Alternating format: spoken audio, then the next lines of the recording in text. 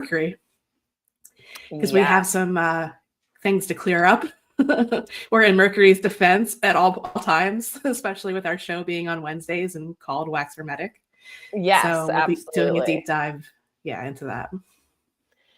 And of course, on Wednesday, the day of Mercury, there's no better day to do it. Honestly, this is when you should be communicating and when you should be getting the downloads as to what Mercury retrograde is and is not, as to clear up some concerns, trepidation, people bypassing both spiritually and practically all of their issues onto Mercury retrogrades, Mercury slowdowns, et cetera, et cetera. So, but let's definitely start with the new moon. Also, since we did start with the ritual last time of opening, I do have a little incense here already on, and I'm just going to hit the bell to ritualize the space in which we are going to be digging deeper into these full moon download and the Mercury retrograde download. So.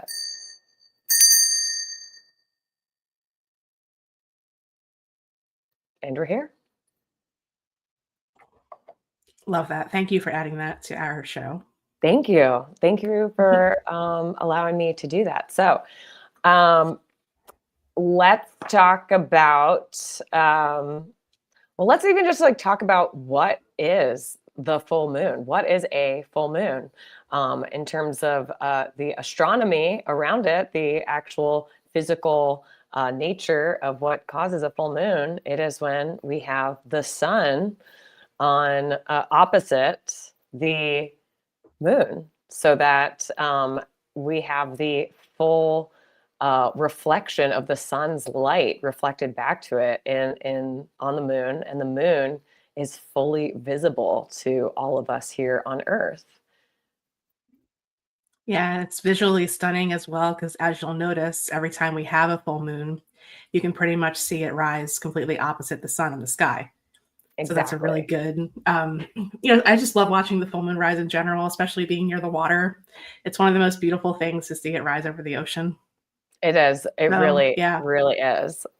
And so in terms of when we're talking about the qualitative aspects or interpretation of what that phenomenon means, we're talking about the conscious self, the conscious energies, the sun energies, getting its own light reflected back by the unconscious, or the more subjective, the more feeling nature, so that we have both this yin and yang energy, the conscious and the unconscious, fully illuminated. We get to see their relationship to each other. And, there's that's part of the reason why there's just so much lore and everything like that around the full moon. Like, people are so much more intense, the level of intensity, or maybe I think of like werewolf, the feralness of the human or the earth experience, really coming to a head. And that's really because we have these two polarities pulling on each other so powerfully that it's, sometimes the nighttime is as light or as illuminated as it is during the day. Because that is just how powerful the reflection of the light is off of it. So what does it mean for the moon to be full in the sign of Taurus? So that would be opposite the sun in Scorpio. So we are definitely pulling in the polarity and the duality, as you said, especially during this time of the year. The sun's going through Scorpio. So in the Northern Hemisphere, at least, we're dealing with the themes of death and rebirth and transformation, and the leaves are coming down, things are dying, we're preparing for winter. And then on the other side, so Scorpio is, the deep emotions, the underneath, the unseen, and Taurus is all about the physical experience of life. Right. So we have these two kind of coming head to head in that moment, or a few minutes of the full moon's fullness, and the polarity is sort of at odds with each other. So it brings up the themes. And we'll look at the chart in a few minutes, but it brings the Scorpionic themes and the Taurian themes kind of in opposition, or, in the duality is highlighted. So this time of the year, I love it because Scorpio season can feel just so emotional, and the Taurus comes in with the moon's fullness and just brings that groundedness that we have with the sign in general. I always love to do something pleasure enhancing during a Taurus full moon because it's all about the sweetness of life and slowing down. And of course, it brings up things like security and resources and, the emotional attachment to things. That dynamic is always there, between Scorpio and Taurus, but definitely highlighted under the full moon in Taurus. Absolutely. So, and Taurus just, ruling the physical body, the five physical senses, the embodiment, like the physical vessel, the gift, and the inherent value of having a physical body. So, to have as a vehicle for spirit, and to enact will, which is like, the ego will that is seen and represented by the preceding sign of Aries, being given the gift of a physical body, and all the things that go along with that. So, Taurus really does rule, value, inherent value, embodied value, and the body itself, the physical world, and our physical experience having inherent value that can actually produce more value. It not just magnetizes to it more value based on its own gravity and its own, the more you embody your physical experience, like you said, nourish, and nurture and even feed the senses, whether it be, with a good meal, a cozy sweater, a massage, like something like that. Maybe, putting a little extra savings in your bank account, and just feeling secure in the body and in the physical experience, and like having that slow, deep, embodied gratitude for its inherent value and for the hard work that allows you to build more and to enjoy more of life. Because the flip side of that is well, Scorpio, when life, which is Taurus, has been eliminated or transformed to a non-bodied experience, a non-embodied experience, which is also extremely powerful and intense. But it's, we're getting a chance to do the both and I really like to think of the Taurus full moon as a time where, yes, we take that intensity of, the psychic nature, maybe even the scary nature, it's around Halloween and people are always thinking of that. And yes, it is a time when the veil is thin, but embodying that intensity and that knowingness of what lies on the other side of a physical experience can help you ground into the physical side of that polarity with such power and gratitude. Yeah, I agree. And one of the other things that I always do with full moons is I kind of play the long game as far as the lunar cycles go. So I'll reflect back to the moon was new in Taurus on April 27th. So this should be the time, like the long-term culmination of things, because full moons are times of release and culmination. New moons are times to set intentions and kind of plant seeds. So back in the spring, what was going on in your life? Did you set any intentions during the Taurus new moon? And now are you seeing them come to fruition at this time, 6 months later? That's another way that I work with it. And then if you know your chart, it's also really helpful to see kind of where the seeds were planted and, full circle with the fullness of the moon, but also 6 months later, how are they coming into the material now and manifesting? So completely. And there's something about, I always say that astrology is just so literal, like it's just so real ass. And there is something about the intensity of the time and about the precision of everything. It's becoming more and more like literal, to the point where people that are not into astrology are starting to be like, this cannot even be. And I'm like, I know, it's crazy, right?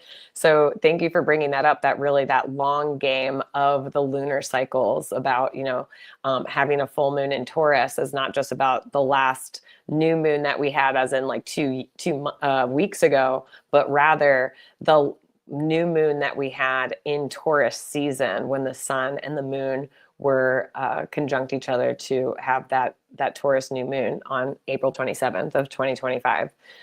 And boy, am I feeling the culmination, and it's crazy. Me too. Like you said, with the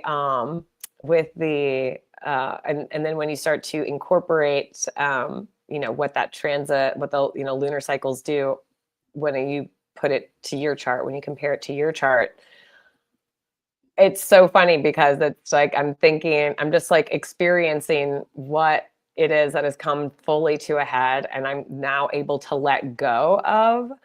And at the same time, I'm like laughing because the full moon is like squaring my natal sun. It's even more. It's within 2 degrees, and it's quincunx my my Sagittarius ascendant, and it's just,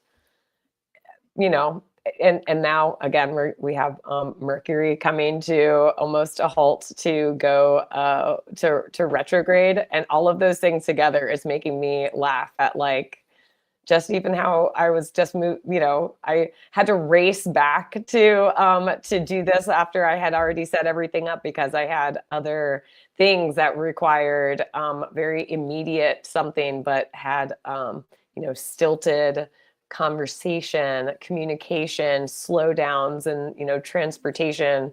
I literally had to like duck into a salon like hallway to be able to take a call that I could actually hear, because of how loud the street traffic is, and how like interrupted the signal was. So, and then how it's like coming on to how it's affecting how I like to show up, how my my solar, like Leo, really wants to be able to be like lights, camera, action, and Sagittarius wanting to have all like the notes for like the sometimes soapboxy diatribe of philosophy already on hand and stuff like that. And it's just like, it's such a literal something of what it is to have a full moon, giving you all of the authority to see what has transpired, what is coming to a completion, based on what was going on from April 27th of this year, while also, forcing us to hopefully go towards the current north node in Pisces. Like I could be backtracking, I could be sliding back into the Virgo lunar south node of being like, it's not perfect, like let's delay, or let's do this. Do you want to bring up the chart while we're talking about this? Yes, will you please? Relevant. Yeah, will you please? Yeah, let's bring up the full moon chart for what's happening. Yeah, so you were just talking about the nodes. Yeah, I was talking about the nodes, and having this the full moon at 13 degrees 22 minutes of Taurus is, it has a positive relationship with the 15 degree lunar north node and south node. But the north node is where we evolutionarily want to go, right? It's where we want to go towards. And so Pisces is just like, let it flow, like let it ride, like be present in spirit, or just be there. Pisces has both a be here now and also be nowhere at once kind of in duality to it, right? It's a be everywhere, everything everywhere all at once kind of thing. But we can trust that the full moon is going to allow us to be physically present for what spirit wants to reveal through us, and through our efforts, and through literally our physical body, and the presence of our mind and our senses in one place. So it's always real time, learning, being, allowing, releasing. Yes. And so well, thanks and that's for one letting of the me share. Yeah, because that you were talking to it perfectly, so I figured let's bring up the chart, because that is one of the things that I wanted to point out. We don't always have a lunation, whether it's a new moon or a full moon, interacting so beautifully with its own nodes. So we have this awesome mystic rectangle shape going on with the full moon. I mean, it'll it'll break free. The moon will break free of that, and we won't have that once it moves past 15 degrees, 16 degrees of Taurus. But we have this beautiful trine from the full moon to the south node of the moon. So like really seem to need to be perfect, just like you said. Yeah. Which is a very good description of the south node in Virgo. And then we have the south node sextile to the sun at this time, and the sun trining the north node, and then the sextile between the full moon and the north node of the moon. So it's just that mystic rectangle part of it, especially during Scorpio season, I feel like this moon is just so extrasensory in so many ways. Oh, yeah. Not just the physical senses, like you said when you were talking about it before. So we don't always have this setup, it just happens to be this full moon in particular is just beautiful for the whole sensory experience, and just really being in the moment with it, moment to moment, like you were saying, and just sort of going with the flow of it, bringing in that Pisces piece. And we also have the water trine still working with us in the sky. That'll shift throughout the month as far as the planets completing it. But just the fact that the water is still so much there, and earth and water work so well together, they create mud. They're both the feminine. So just kind of being in this in between space, but also kind of just like letting your feet sink into the mud, quite literally, is a really good way to look at the energy that we have going on. That's an awesome way to look at the energy. And again, like you said, not every full moon or new moon, and not every lunation has this kind of really positive or supportive setup for us. But in the sense that this one does, it doesn't mean that it's how this lunation is affects your own chart.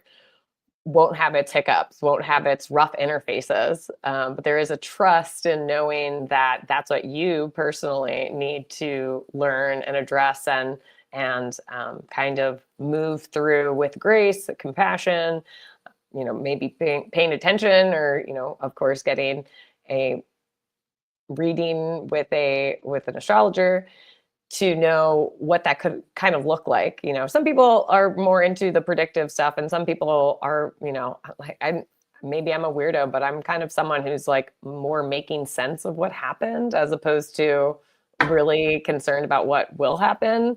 Of course, like if it's major life decisions or something like that, I will, of course, address the stars. But I really love because sometimes you just get broadsided, but then you're like, but collectively, the whole layout, the energies as a whole is literally a mystic triangle. It's literally the sun and the moon supporting our evolutionary path as a collective.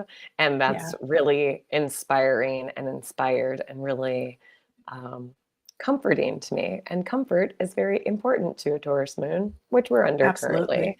And then just having the ruler Venus still in Libra, that's another very supportive energy that we have going. I mean, Venus will square off with Pluto very soon, so that's a whole other vibe that we're going into. But enjoy the sweetness of today, especially, if you can watch the moonrise tonight, late this afternoon at this point. Just having that visual connection is always really nice too. And Venus is still technically visible in the morning sky. So just that, I always love having that visual connection with the planet, with the lunation, to just sort of embody the energy even more, just sort of like, be present with it. Yeah, I'm in total agreement. Yesterday, when I saw the sun or the moon rise over the horizon, I was like, oh my gosh, I have to go and get a picture. And then it took me like 11 minutes to like get my phone and blah, blah, blah. And I was trying to like go out onto a fire escape to get a really nice, and the moon had just moved just that much further above the horizon. So it wasn't this, like zoom, what looked like a photo lens, kind of shot. Instead, it was kind of like a little more distant. And I was like,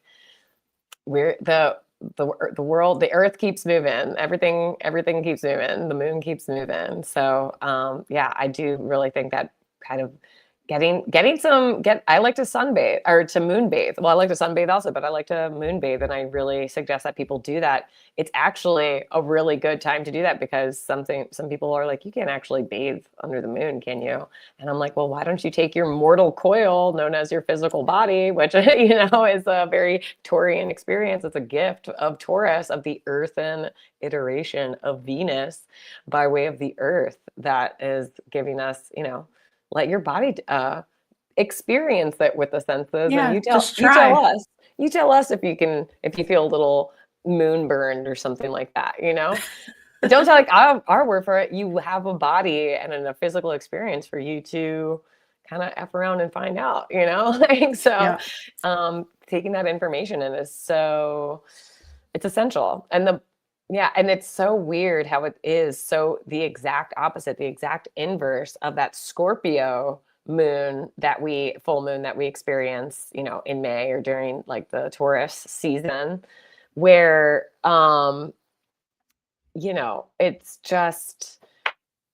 it's almost like the conscious focus of the land, of the collective, is so on the abundance of, the springtime coming back, and, just like that different kind of energy. And then, but the inner knowingness, that subconscious draw is like, it's Scorpio. And it also gives me, it really gives me like spring cleaning. Like I'm going to eliminate everything that is keeping this new growth abundance. It's like a pruning almost kind of energy, where this one is like, especially here in the Northern Hemisphere, and on, where we are on the East Coast, it's like, no, nature is pruning itself, to like go back into the ground on its, return back into the ground cycle. And yet we get to be grounded in this like inherent abundant energy of our physical selves. So it's just really rad. I just love it. And it's just like one more layer before we segue. The moon is said to be exalted in Taurus. So we have that other beneficial energy that's kind of pulling into the energetics of today and this full moon also, which is nice. Exactly. The moon is exalted in Taurus. And I like to think of that. It's because, the moon, which is constantly moving, constantly fluctuating. This is where we get the word lunatic or lunar tick to mean that someone is erratic or changeable like the moon. But in Taurus, it's like, but I got you. Like in Taurus, it is stayed. It is hard to unseat emotionally. And it's fixed in its ways, but it's still, because it rules the senses, that there is still a very tangible interface between the emotions and the physical body, that it's also known as it's a stayed moon, but it's also has the large capacity to be a very sensuous moon, and really embody emotions in a way that it's really powerful, impactful, and also hard to get over, get one over on a Taurus moon. So I think that's also what's helping with the kind of feeling of I don't know how everyone feels. I'm a Cancer moon, so obviously my moon vibes very well with Taurus, but the feeling of security that I get to feel while still having that emotional resonance, it makes me feel very calm, and that lends to this feeling of productivity that we're having right now, as well as this kind of almost what feels like a bird's eye view on what has transpired since that lunar, the lunation cycle of Taurus started on April 27th of this year, this year.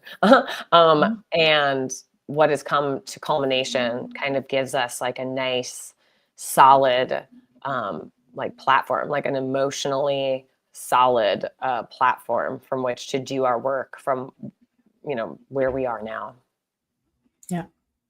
So stay grounded, enjoy something beautiful today, do something pleasurable, and just enjoy the sweetness. stay grounded. I also like humming, singing, some stuff, some kind of, whether you meditate or you don't meditate, I always like to do like slow walking meditation. Whenever I have, my Taurus people, that I'm just like, you can actually, like, something that's like slow and grounding, like walking barefoot in grass while thinking, is a perfectly good meditation or use of the time. I don't know. I just heard like new socks, the comfort, that like luxurious feeling of new socks is so amazing. So yeah, Love that. I thank you. I don't know. I have had like breakthroughs, I would say, with new sock experiences. But any case, so everyone enjoy the full moon. And I personally think that utilizing the energy to get things done in a nice, like, this has tangible, factual value to it. Like, this has value to it.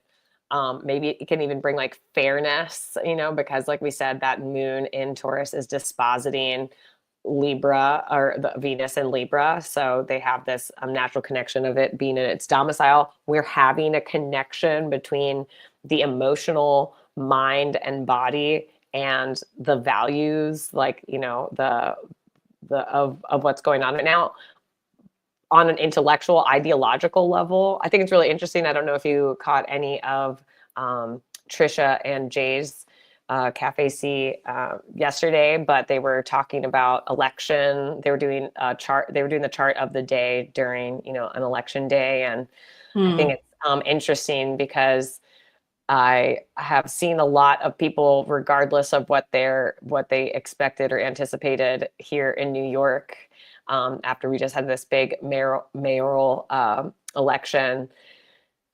It just feels like people have some kind of both restored hope, and also it, like, I don't know, like, people are feeling the energy feels like people feel like a sense of security restored in some capacity. And you can feel it in the air. I feel like people have a little bit more pep in their step because they're feeling supported from the inside out. And I think that's a really interesting something with having this, Taurus full moon, kind of culminating there, and then also dispositing Libra in, or dispositing Venus and its domicile, and it's, it's air, it's ideological domicile. That's lovely. So do we want to get on to, I don't know if we have any questions from the audience. No comments. No comments. So we can segue into Mercury. Speaking of ideals and the mind and yes, that kind of thing. Speaking of the mind, but it's also interesting. Actually, I'd like to segue with the fact that while Mercury, the planet Mercury, does rule the mind, the intellect, communication, as well as things that support communication, the technology, and also the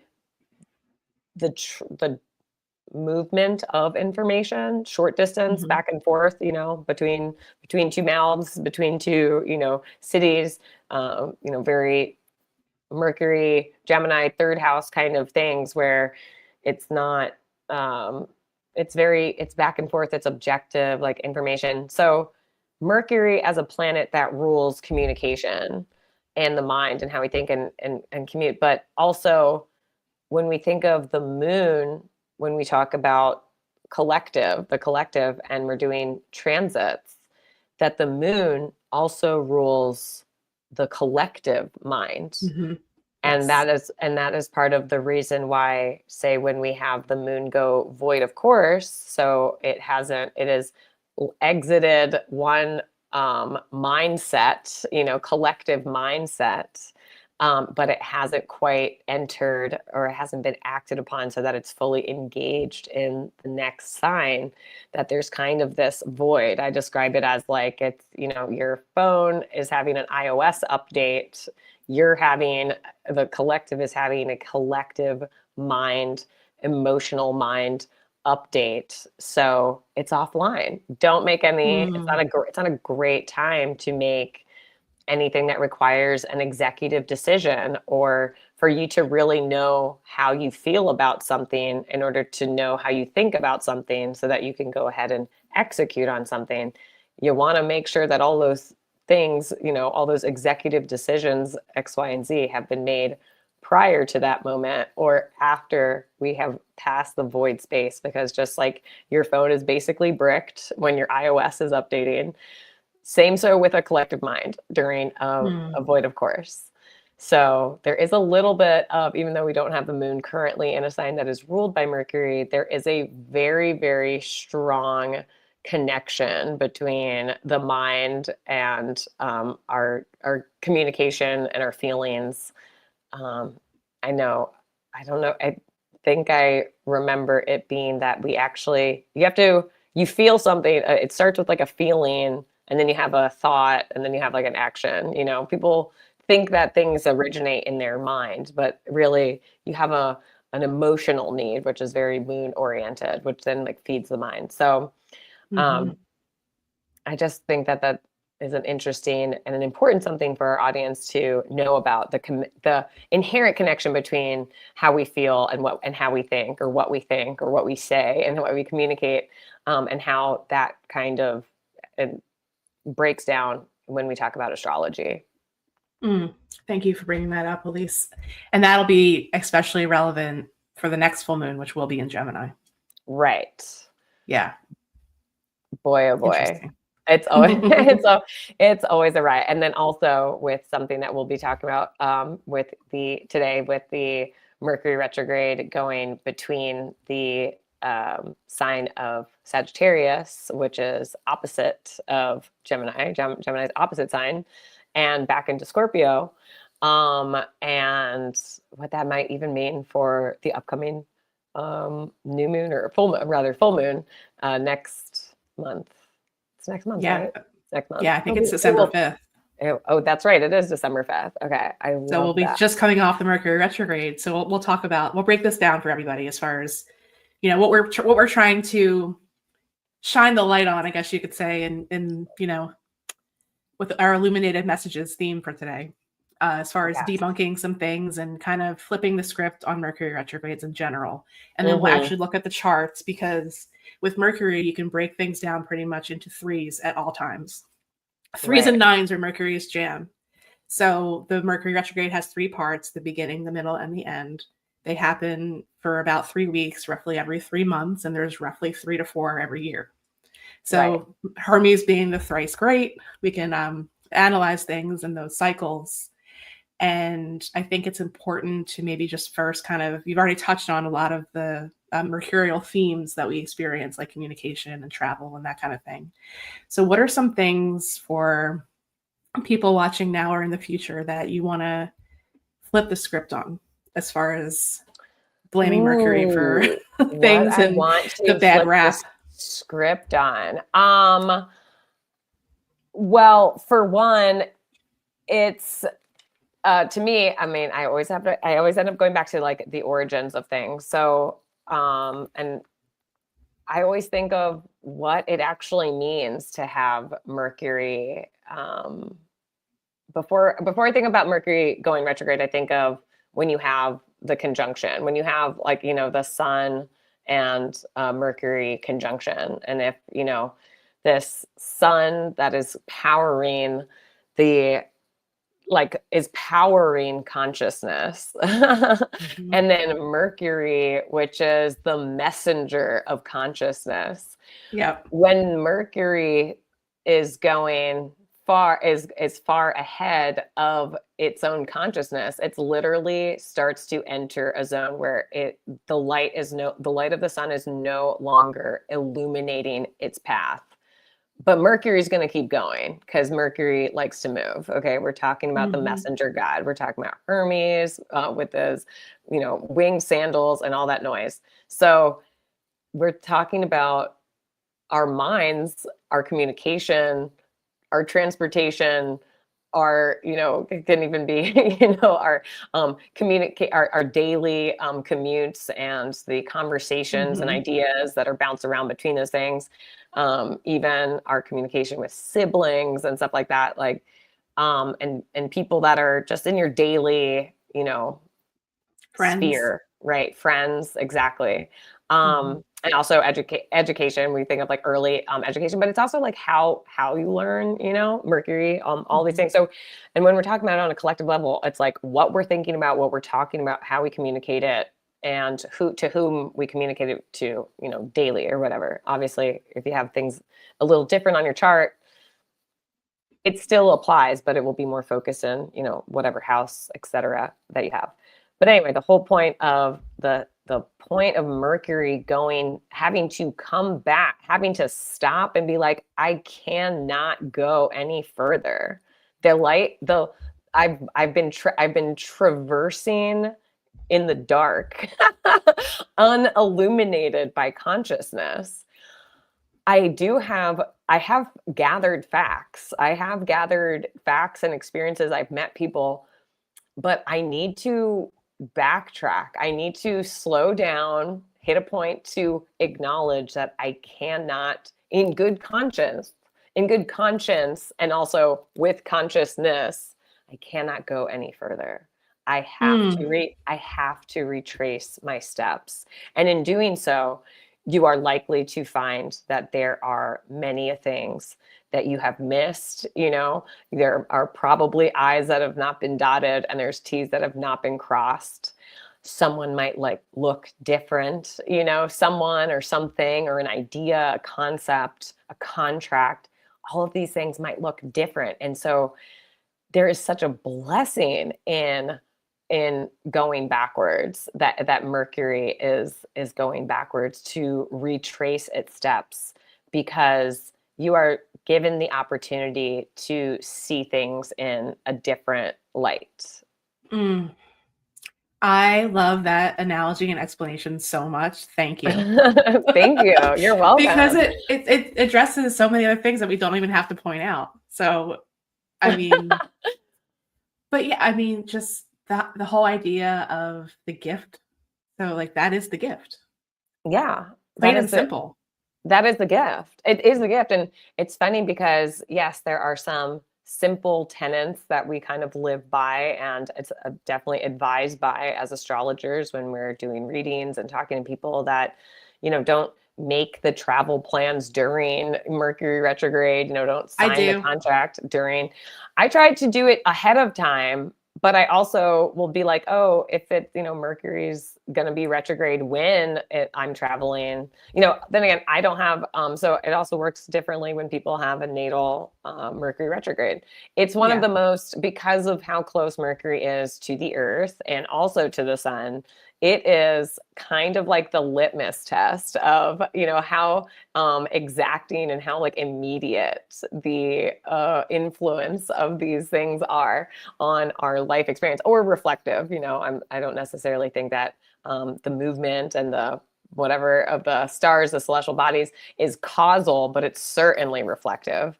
And so, if a society at large, and now people that constantly want to pass the buck onto Mercury or blame things on Mercury retrograde, yes, it could be doing a lot of things to slow down what we're hoping to be straightforward, linear, and continuously moving forward, perpetual motion. But the gift of it is, man, if you utilize that time to revise, review, reorganize, reconsider, reassess all the things, reconnect, revitalizing. Rest. Oh, that's interesting. Yes. Rest. Just getting that, it's getting a second chance that's built in. And when you become aware of when they're going to happen, I don't mind when people are like, oh, it's Mercury retrograde, or, oh, Mercury's slowing down, or, oh, whatever. But honestly, if you if you plan the work and work the plan, you can you can get a lot done. You won't feel broadsided by Mercury retrograde and not. So, and sometimes it's also. Okay. I was just saying, and also, I'm also, this is a personal, like, I don't know of a personal thing or not, but the electronics and like car repair aspect of it, seeing that Mercury and, you know, Gemini, or the third house, very third, is has to do with all those things. I think it's funny that if you don't plan the work or to do those things or have like backed up something, that's something that Mercury retrograde can really, really put into place. But it's also not the best idea. Like trying to, I just remember having just my one work computer and everything that I was completely dependent on. And I had meant to back up a bunch of stuff. And then I was forced to do the backup on while like during the retrograde, and it just, you kind of, I kind of, I don't know, it's situational. You might want to like start these things beforehand and not, but what were you saying about about? Well, I was going to say, I mean, remember Mercury is the trickster. Yeah. So it is important to have a sense of humor going into these times, and also to, if you are dealing with something like needing to get work done or relying on technology that's glitching out or not working, what's the lesson? Hey, take the power in the pause, put the stuff away and go back to it if you can. Right. Yeah. Don't try and force things. Don't try and force things during a retrograde period, because the whole point is to pause and to slow down. So I don't want that message is super important. Just so people get so frustrated and angry when things don't work. And it's like, well, like you said, make the plan and work with the plan. Like just expect stuff like that to happen. It's right. Probably going to happen. Whether it's like I had like all my small appliances break down, I think last year during one of the retrogrades. So it's like, okay, that sucks. Let's go out for coffee instead and enjoy the experience, you know, and we'll replace the coffee maker and we'll just have some fun in the meantime. Yeah. You know? So just refreshing your perspective on things that are not working the way that they usually do is also one of the gifts. Even though it can be very frustrating, I understand. I've had my own experiences. Yeah, absolutely. And the Gemini and the Mercury, like you're saying, is a trickster, you know, and Gemini being the air, the most, you know, the air iteration, the intellectual, you know, air element iteration of Mercury, or as opposed to Virgo, which is also ruled by Mercury, and in its earthen iteration. Gemini gives you the opportunity and sometimes the frustrating experience that forces you into seeing something or having to experience or acknowledge an alternative. So like, let's say your car craps out and now you're forced to bike. Now you're forced to bike to work. It also is going to change who it is that you see or don't see on your commute, which is also a Mercury, Gemini, you know, a kind of thing. And what kind of conversations you are now available to have because you're not in your usual bubble of your own personal vehicle. So it's forcing things that, like you said, as long as you can be open to it, you know, not let the frustration keep you in a hole and keep you very blocked off from this wonderful opportunity to experience and observe and communicate from the other side of what usually happens. Then, you know, there's such amazing stuff in that. Maybe by the end of the Mercury retrograde, you're like, I'm actually going to bike to work now, you know? You know, I have a new friend. I'm in a bike club, actually, you know, like I finally got a chance to go and try that new spot, or, you know, I found out that they finished that bike trail or something like that goes by the water. And, you know, this is because it was outside of your scope before, and we just wanted our physical bodies and the information to get from point A to point B so quickly and efficiently, which, let's be honest, that's more of like it's more of a Virgo thing, you know. It's like the efficiency will happen after it's, you know, it's gone through a few more processes. But you know, that plane, you know, I'm seeing it from both sides and being able to jump around. It gives me, and I can't remember if it's giving me in a way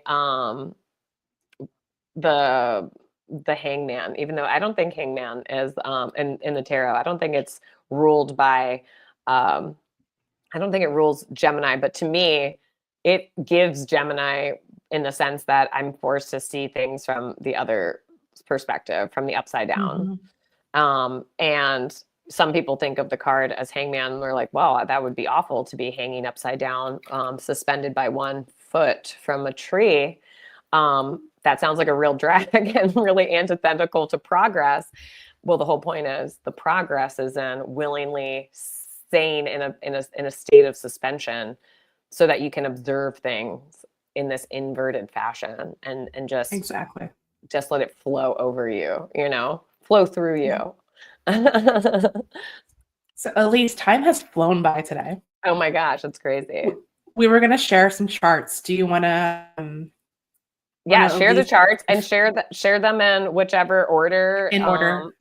Or in order, or I'm trusting you to at how you feel so impelled. Yes, we do have a question actually, which is, how do you see the connection between tarot and astrology? Well, there is a lot of connection between them. I mean, we can start with the archetypal, nature of consciousness and kind of like this, how it is cumulative, and that is that we utilize when we talk about astrology, and then those things are represented in the cards. This could be a whole topic in and of itself. Yeah, we could thank you for that. We'll write down the connection between tarot and astrology, because I do think it is worth its own episode. So yeah, I mean, the same way that, I mean, there is a lot. The numbers are essentially different. I mean, because they're not based necessarily on the same astrological, the same numerological field. You have plenty of different kinds of numerology in the world, Chaldean, Pythagorean, all this kind of stuff. But the most important thing is, I think the easiest way to think of it is, especially when you use the major arcana, then it literally goes by order of how consciousness or life, of how something is revealed to you, from starting at zero, with, starting at Aries, starting at the equinox, starting at, when we just kind of come fully formed and we're ready. We have no expectations that we're consciously aware of. We're just, on our journey. That's very, Aries start. I always say that Aries is, I personally think especially Aries moons, but they're kind of like the F around and find out sign, because they go from impulse to action without any kind of qualms about what might happen. When your moon, your emotional memory is brand new. It doesn't remember that fire. It doesn't know that fire is hot, or, you have to look both ways before you cross the road, or, you have an impulse to eat a burger, and maybe the person that you're standing next to is a vegetarian. You just already walked into Five Guys or whatever, that is so, that's like Aries. And then you move into the Taurus energy. And so there's a course, there is like a one-to-one There's course. So many correspondences. Yeah. I don't want this to pull us off today. I want to finish, let's get to the Mercury retrograde cycle. Geez. Yeah. Let's go to the Mercury cycle. Yeah. Okay. So, but yes, to answer this, just yes or no, yes, an upside down card is definitely like a retrograde. The energy is internalized. That's the way that I read it with Oracle as well. So yes, it thank you for the topic for another time. Yes. Thank you for the topic for another time. Yes, we will do that for another time. Yeah. So thank you. Yes. Okay. So this Mercury retrograde that we have upcoming. So just like you said, the cycle begins. This is the camp that I'm in. The cycle begins at the Cazimi, when Mercury is conjunct the sun between the Earth during the retrograde. Right. So we are now burning off the cycle that began back in July in Leo. So that was fully in a fire sign, the last one. So now you'll probably notice maturation of themes or ideas that started during that point in time in your life, depending also on the house that it was in or the part of your chart. Those themes are probably coming to some kind of culmination. And now the retrograde will begin on the 9th. So we're just a few days out at this point at 6 degrees of Sagittarius. One thing to keep in mind with this retrograde is pretty much the entire time it's going to be opposite Uranus. So there's going to be a bit more, this one's going to be a bit extra. It's starting in a sign that Mercury is not comfortable in. It's in Sagittarius, so it's playing by Jupiter's rules rather than its own. So we have that layer also. So I'm describing this one as it's going to be extra for a lot of reasons, mostly because pretty much the entire time it's going to be opposed the planet of surprises and revolution. And this has its own thing going on, going back into Taurus a couple days before the retrograde starts. Also, Mercury and Mars are still traveling together. As the retrograde continues on, they will finally separate. They've been traveling together for a while. So there's like a brutal honesty or just like upfront nature of this whole retrograde as it's starting very close to Mars in Sagittarius. Oh, yeah. Do you think that will have any effect on, I do agree that, Mars and Mercury having been together for so long and traveling together that our words have been a little spicier or a little more like barbed, but I also think that people are also like swifter or more, their actions are matching their words are matching their actions. And something that I think is a major theme of this Mercury retrograde that we will be starting on the 9th here is a reflection of where that was good or like usable and where it wasn't and where it isn't, you might need to make some apologies, or maybe you're like, this is actually much more in line. This is actually much more like practical, much more efficient, much more like this is actually a process that Mars, Mercury energy having actions and words in alignment. Mm-hmm. That's authenticity. Is authenticity. And it's real authenticity. And it's something that so many of us don't realize that we're not doing, or because we're kind of expected to, you can do one thing and say something else. No, that's actually a lack of character. In fact, people talk about this, the narcissistic collapse. One of the best ways to know whether someone has your interest in mind, or are you pouring into a leaky bucket, whether it's at your job or it's in a relationship or it's in how your even society or your neighborhood or something like that is addressing something, are the actions matching the words or the words matching the actions? And because we've had Mars and Mercury traveling with each other all this time, but now we're going to see the breakaway with Mercury going backwards, and it's going to be going backwards from where we have the sign of Sagittarius, where we have our ideals, the we believes, this is how we get the tenets of the land that become law. We collectively come together with the information and we decide on what is important enough that we're basing our entire like civilization or society or, or the laws, the religious tenets, the, philosophies, the education, the higher education. And we're going backwards into Scorpio, which is like, yo. Mm-hmm. And I think it's so funny with Scorpio being, co-ruled or traditionally ruled by Mars. Mm-hmm. But now in modern, times, modern astrology, it being ruled by Pluto, which is like, and so the separation of that consciousness is, the ego will being ruled by Mars and the soul's will being ruled by Pluto.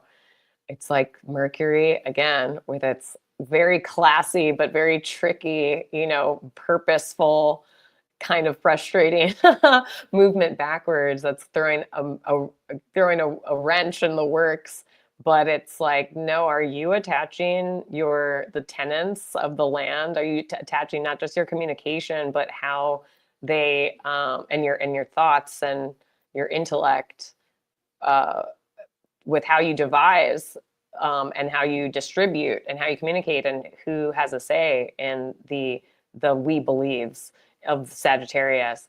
Are you connecting it to soul's will? Are you connecting? Is it connected to the power of the people? Is it connected to the power that is truly, indisputable? And or are we going back to look over the fact that something nefarious or hidden, some hidden aspect of the communication and thought process and the whys behind thing, or how things were done while Mars and Mercury were going through Scorpio together? I think you pretty much just answered that question. Yeah, I know. I mean, it's multi-layered, as all things are. It's super. Yes. It's multi-layered. Right. Let's go to that moment that so the Cazimi moment that you were touching on. Mercury will slide back into Scorpio, as Elise just described, and this the whole emotional part of it is going to really come into play when we're back in the Scorpio territory. So just like you said, and this is happening just a few hours after the Scorpio new moon. So I'm kind of calling this like a new moon seance, because Mercury is right there too. And the new cycle begins very close to the new moon in Scorpio. Right. So this Cazimi moment is the middle of the retrograde that will be on the 20th, same day as Scorpio new moon. So I think that this is a really important day to check in with your intuition, with your emotions, and to see if your beliefs are in emotional alignment, or if you've been manipulated in some way, if your emotions have been manipulated to lead you to thinking something different than what you actually think and feel, like in your true self. That ties in as things start with Jupiter being in Cancer and the moon cozying up, like everything that you just said. Now we're back in the water element, also, like you just said. So this midpoint of the cycle, I think, is super important to do that check-in, maybe do a little bit more meditating, relying on feeling rather than thought at this point in time. And just like you said, like Mercury and Scorpio is definitely shining the light and the perspective on hidden things. Right. I totally agree. And also I think that with Scorpio, Mercury can also have us paranoid, brooding over, something. And so something that you may have been paranoid about, or really intensely, just like overly fixated on, obsessing over, even to the point of causing a catastrophe for yourself, or, an inability to move forward, or like maybe, a situation like blowing up. It's like, was that really worth it? Or maybe it's like, actually, those are my spidey senses that were telling me something that I couldn't prove, I couldn't see, but I could feel it, like an inner knowing. And having it, having all of this Scorpio, this whole situation on November 20th is, I think a lot of things will be revealed from like deep in the just from the deep. I think it goes along Uranus. Yeah, it goes along with the water trine that we've been in. It goes along with Jupiter in Cancer, and just something that is an overall theme is, how long are we going to gaslight ourselves before we just accept that our inner knowingness, our emotional impulse, our intuition is a gift and not something that's to be discounted, no matter how many people, institutions, thought processes, prescribed methods have told you, no, those are just ignore that. Just ignore it. Yeah. Don't ignore it. Trust your gut. Yeah. Trust your gut and really just sit with your feelings. Yeah. It's spirit. It's spirit talking to you. It's spirit talking to you about what's real, what isn't real. Just because other people can't see it, that's part of, for you to intuit and then communicate, and and know that you've done your piece about like expressing your lowercase t truth into the pot, so it can be accounted for or denied. And then who your friends are, who's open, who's not, who swears they know better. And and then you can poke around and see what the why is behind it, especially while Scorpio is Mercury still in Scorpio, because the whys that are like, kind of gotten from Scorpio Mercury, especially after it's gone back, it's already gone through its retrograde.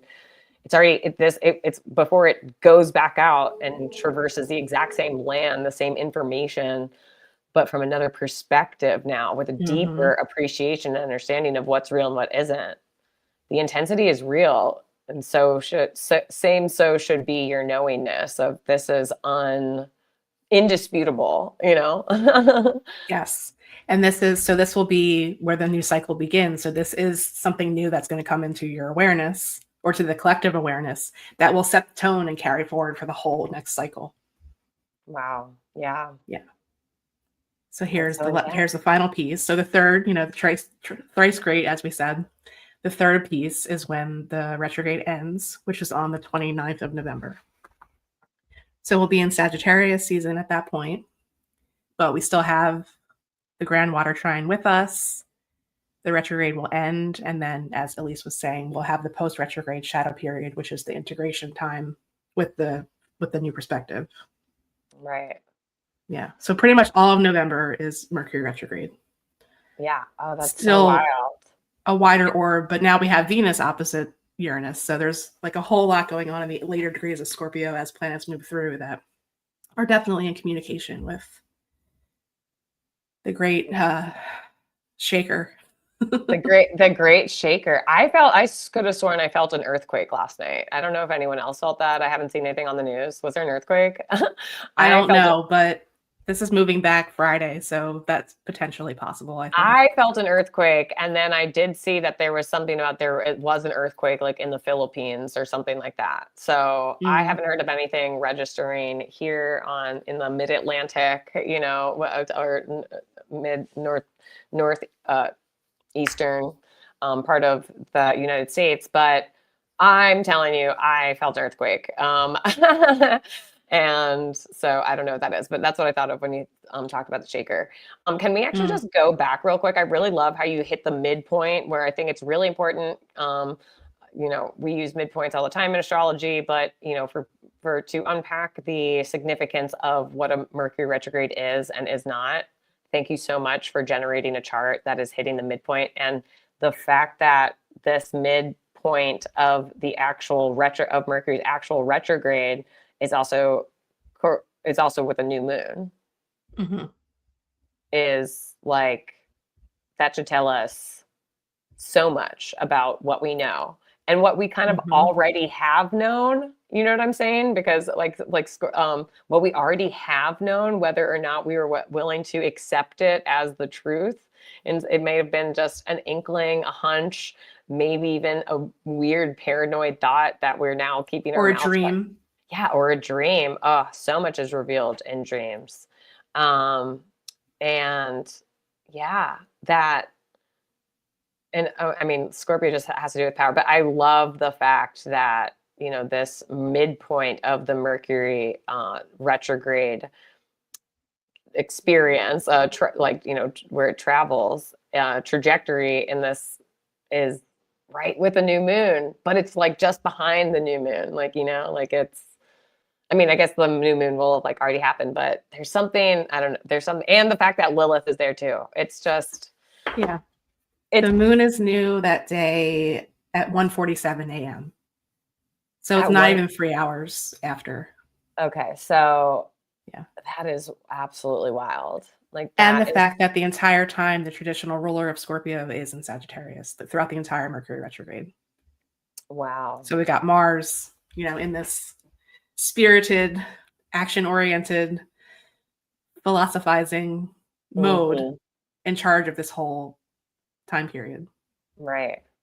So I almost just got this overall, people that are bugging out about Mercury being retrograde, or it just being a phenomenon that is just overall, for the birds, or it's a not, it's a negative, that it's detracting, if anything, it's, to me, especially with how deep this Mercury retrograde in this midway point with the new moon in Scorpio, of how deeply intense the insights that come from a place that you cannot deny. It completely controls your entire being from outside of a place that is detectable from the five senses. Because again, we're talking about the opposite sign from Taurus, which is the five senses.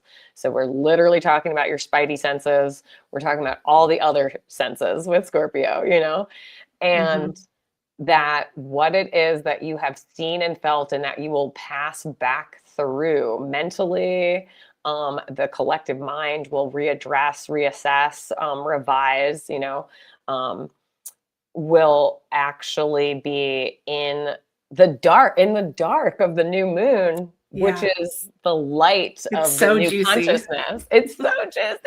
It's so juicy. So crazy. So, oh yeah, if you do not have a dream journal, if you are not getting up and documenting your dreams 100%, and don't even be mad at it, like maybe you have someone that, you know, you talk to or like text or something like that. If you just get up and text them and then just copy that and plug it into, you know, your memo app or a journal app or something like that, so that you can at least have what it happened, you know, because sometimes I'm like, I don't want to talk to my journal. I want to communicate this to another person. So I will start with texting it at length and in detail while it's fresh in my mind. And I'm like, I know they'll be up, or, you know, and then I'll actually go back and put the date that it happened and all that kind of stuff so that I have it available. But all the information is coming from the deep, and it's coming from the dark, and it's coming from a place that you, for most of us, have been trained to completely ignore. Back to that resurrection of the temple. And back to the resurrection of the temple is, baby, if you don't start using that as your energetic tools to build, that you're already missing, like you've already missed the boat in a way, you know. I think a lot more people, as they also start to experience things like, you know, people getting into transcendental meditation and like understanding that it starts in the energetic world first, similar to how people want to say it starts with a thought, and then it's like, you know, because you feel emotional about it, and then it happens. No, it starts with something that's much more. It starts with the emotion. It starts with the energy motion giving you feedback that is identifying a need for something, something that is impelled. And then you start, you know, building, then you have a thought about it, and then you have moving forward. So yeah, get the dream journal going. Love the fact that you have the opportunity thrice a year, you know, to actually have that revision. And then, know that this one in particular, those insights that are going to be coming to us, in case we miss them the first few times, you know, the first time around, will actually be right on time and right in line with a Scorpio new moon here on November 20th. Yeah. So to go deeper and learn more, book a reading. Yes, and go deeper and learn more. Where the retrograde's happening in your chart. So yeah. Absolutely. We absolutely can. And yes, please check us out at astromagistus.com. Please make sure to follow Astro Magistus on YouTube so that you can stay notified of when we have new videos. And please make sure that you like, share, and comment on this video. That is how we know what you are interested in, that if there's something that you would like to see more of in Cafe C and here on Wax Hermetic. And of course, if you have questions that you would like to be addressed in future episodes. So we thank you so much. And I'm going to end with a little bell ring right here. I love this bell. Thank you so much for sharing this ritual space of unpacking all that is. And again, I am Elise Anamkara, and this is Ursula. Yep, Ursula Duffy. And then next week we'll be back with a 2-part series. Part 1, We Heart Pluto. So way more on the scorpionic themes. Yes, absolutely. Way more on the scorpionic themes. And maybe I will, based on the question that was asked from our audience in this particular episode, maybe I will pull out the cards, some cards that do correspond with big Pluto energy, I was big thinking that too. Scorpio energy. Yep. We are thinking of the Tower and of course the Death card. Yep. So we'll start there. I mean, we'll make sure to incorporate that too. So, thank you so much for joining us, and we hope to see you next time.